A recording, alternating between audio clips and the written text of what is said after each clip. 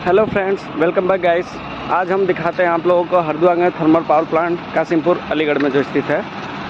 ये यूपीआरवीएनएल government limited है। इसके बारे में हम आप लोगों को कुछ बताते हैं और दिखाते हैं यहाँ का व्यू। ये जो हमारा पूरा कोल हैंडलिंग डिपार्टमेंट है, ये हमारी कन्वेयर बेल्ट की सहायता से यहाँ से हमारी कोयला जो आता है ये हमारी क्रेशर मशीन में आता है। यहाँ से पिसाई होती है।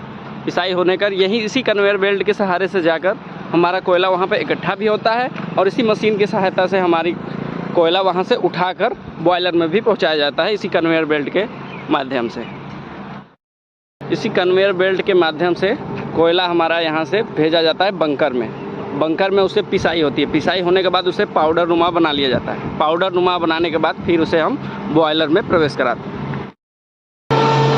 ये रहा हमारा बंकर। बंकर से हमारा कोयला नीचे आता है मिल में और मिल में इसकी पिसाई अच्छे से की जाती है।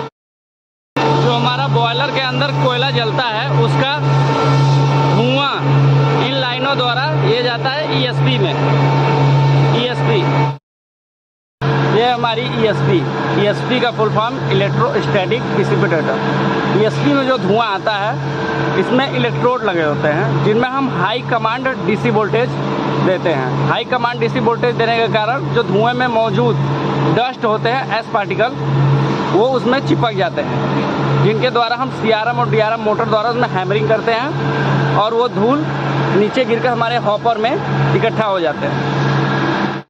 फिर ईएसपी से जो हमारे धुआं निकलते हैं वो हमारे आईडी फैन द्वारा जाते हैं एफजीडी। 2 आईडी फैन लगे हुए हैं। पहले क्या होता था कि हम ईएसपी से निकलने वाले धुआं को डायरेक्ट हम चिमनी के थ्रू बाहर भेज देते थे, लेकिन अब गवर्नमेंट सरकार ने नया नियम लागू कर दिया है कि हर पावर प्लांट में एफजीडी लगाना अनिवार्य है, जिसके कारण यहाँ पे फिर एफजीडी लगाई गई है। ये है हमारी पूरी एफजीडी। एफजीडी का फुल फॉर्म फ्लू गैस डिसल्फ्राइजेशन। जो ईएसपी से हमारी होने वाली पूरा धुआं आता है वो हमारा आता है एफजीडी में। एफजीडी में आने के बाद उसमें से मौजूद जितने भी हमारे विषैले गैसेस होते हैं उन्हें अलग किया जाता है। अलग करने के बाद फिर उसे हम चिमनी के थ्रू वापस छोड़ देते हैं। ये है हमारा FOPH यानी फ्लू ऑयल पंप हाउस। इसमें हमारे 2 ऑयल प्रयोग किए जाते हैं, एक LDO और एक LSHS। LSHS जो ऑयल होता है वो बहुत ही गाढ़ा होता है, जिसे हम स्टीम के माध्यम से, इन पाइपों द्वारा स्टीम आता है, स्टीम के माध्यम से उसे हम पिघलाकर पतला किया जाता है। ये दोनों ऑयल हमारे बॉयलर में प्रयोग किए जाते हैं कोयला को जलाने के लिए। ये है हमारा एक्सलरी पंप हाउस। आप लोग जानते होंगे जब बॉयलर के अंदर कोयला जलता है तो वो एस पार्टिकल जो उसमें होते हैं उसे खाली करने के लिए हम 2 तरह से खाली करते हैं, एक वाटर के थ्रू और दूसरा जो होता है एस के थ्रू। तो वाटर के थ्रू खाली करने के लिए हम एस्लरी में जैसे पानी की सहायता से हम उसे बहाते हैं बाहर, और एयर के थ्रू ये देख लीजिए यहाँ पे एयर बना होता है। जो एयर के थ्रू हम इसे पाइपों द्वारा ले जाते हैं सैलों में ले जाकर वहाँ पे इकट्ठा करते हैं। ये है हमारा रॉ वाटर पंप हाउस, जहाँ पे हम पानी को इकट्ठा किया जाता है। ये डैम में पानी को इकट्ठा किया जाता है। जो हमारा पानी डैम से आता है वो हमारी आती है यहाँ ईटीपी में।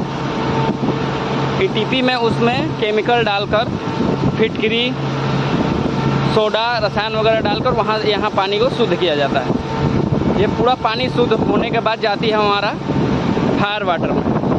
फायर वाटर से फिर हमें जहाँ पानी की आवश्यकता होती है, जैसे डीएम प्लांट हो गए, बॉयलर में हो गए, जहाँ भी पानी की आवश्यकता होती है यहाँ फायर वाटर से दिया जाता है।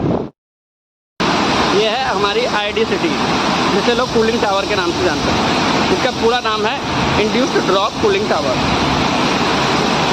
यहाँ पे पानी को कूलिंग ड्रॉप द्वारा कूलिंग किया जाता है। बहुत लोग जानते हैं कि ये मतलब बॉयलर से जो पानी आता है यहाँ पे कूलिंग किया जाता है। ये ऐसी बात नहीं है, ये कंडेंसर का पानी यहाँ पे आता है जिसे हम कूलिंग किया जाता है।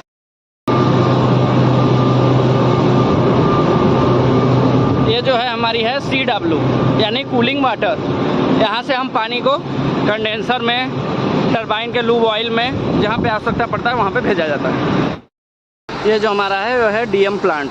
डीएम प्लांट में कंडेंसर के अंदर जो स्टीम से पानी बनता है, जो भाप द्वारा स्टीम होता है, उसके अंदर में जो पानी बनता है वो पानी हमारा आता है डीएम प्लांट में। और उस पानी में मौजूद होते हैं केटायन और एनायन नाम के रासायनिक पदार्थ, जिन्हें अलग किया जाता है डीएम प्लांट में। जो हमारी बॉयलर से स्टीम बन के आती है वो हमारी सबसे पहले आती है एचपी टरबाइन में, यानी high pressure turbine. High pressure turbine HP turbine से होते हुए जाती है हमारी आईपी टरबाइन में। आईपी टरबाइन से होते हुए फिर आगे बढ़ती है। आइए आपको लोग दिखाते हैं।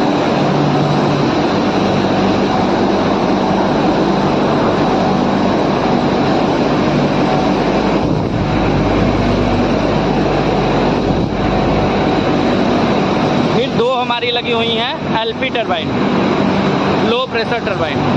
ये हमारी 2 एलपी की टरबाइन लगी हुई है। उसके बाद हमारी जनरेटर से होते हुए बिजली प्राप्त होती है। लो प्रेशर से होते हुए हमारी आती है जनरेटर में। ये है जनरेटर। आप लोगों ने तो पढ़ा होगा ही, जाना होगा कि ये फैराडे के नियम के अनुसार अगर 2 चुंबकीय क्षेत्र के बीच अगर किसी तार को हम अधिक स्पीड में घुमाएं तो उसमें मैग्नेटिक फील्ड जनरेट हो जाता है, जिसके कारण उसमें विद्युत प्राप्त हो जाती है। उसी के माध्यम द्वारा यहाँ पे लगी हुई है ये जनरेटर, जिससे हमारी विद्युत बन रही है। जनरेटर से बिजली बनते हुए हमारी जाती है फिर ट्रांसफार्मर यार्ड में। ट्रांसफार्मर यार्ड से होते हुए ये बिजली पूरे स्विच यार्ड डिपार्टमेंट में सप्लाई होती है, जिनमें हमारे लाइटिंग रजिस्टर्ड, सीटी, पीटी सारे लगे हुए हैं, जिनसे सारा प्रोसेस होने के बाद फिर तो हमारी लाइन यहाँ से डिस्ट्रीब्यूट की जाती है सब स्टेशन में।